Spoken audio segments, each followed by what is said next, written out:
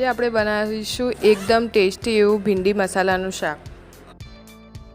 એક ખાંડણી લઈ લઈશું। હવે એમાં આપણે લસણ એડ કરીશું અને લસણને ઝીણું એવું ખાંડી લઈશું। ખાંડી લીધા બાદ હવે આપણે તેમાં સીંગ એડ કરીશું અને સીંગને પણ સરસ રીતે ઝીણી એવી પીસી લઈશું। હવે એક વાટકીમાં આપણે લસણ અને જે ખાંડેલો મસાલો હતો એ એડ કરીશું। ત્યારબાદ મરચું પાવડર એડ કરીશું, ધાણા પાવડર એડ કરીશું અને બેસન એડ કરીશું અને સ્વાદ અનુસાર મીઠું એડ કરીશું।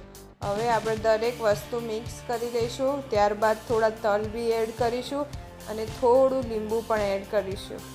હવે દરેક વસ્તુ આપણે સરસ રીતે મિક્સ કરીશું અને થોડો 1 ચમચી જેટલો ગરમ મસાલો પણ એડ કરી લઈશું। હવે દરેક વસ્તુ તમે જોઈ શકો છો મિક્સ કરી દીધું છે।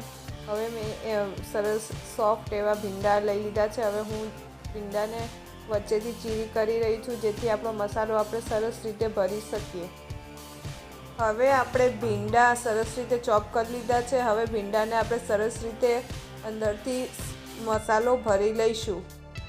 તમે જોઈ શકો છો કે હું ભીંડામાં સરસ રીતે દબાવીને મસાલો ભરી રહી છું જેથી આપણે ભીંડામાં મસાલો ચોંટી રહે અને જ્યારે શાક બનાવતી ફેરે ફેલાઈ ના જાય મસાલો।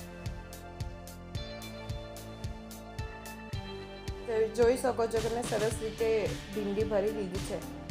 હવે એક કઢાઈ લઈ લઈશું, તેમાં આપણે તેલ ગરમ કરી લઈશું અને ત્યારબાદ આપણે ભીંડી એડ કરીશું। ભીંડી એડ કરીને સરસ રીતે તેને મિક્સ કરી લઈશું।